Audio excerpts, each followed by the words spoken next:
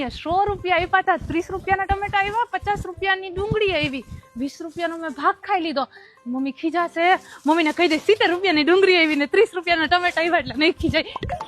હું લઈ આવી. સારું અંદર રાખી દે. અને કેટલાનું આવ્યું? મમ્મી 30 ના ટમેટા આવ્યા, 70 રૂપિયાની ડુંગળી આવી. એ આટલી મોંઘી ડુંગળી ક્યાંથી લઈ આવી? જા પાછું દે દે કે આટલી મોંઘી ડુંગળી નથી આવતી, આટલો ભાવ છે જ નહીં ડુંગળીનો. મમ્મી હું પાછી દેવા નહીં જાઉં. હવે તું જ્યારે વડિયાળો મારી પાસેથી મગાવીને મને એમ કે આ પાછું દે દે, હું પાછું દેવા નહીં જાઉં.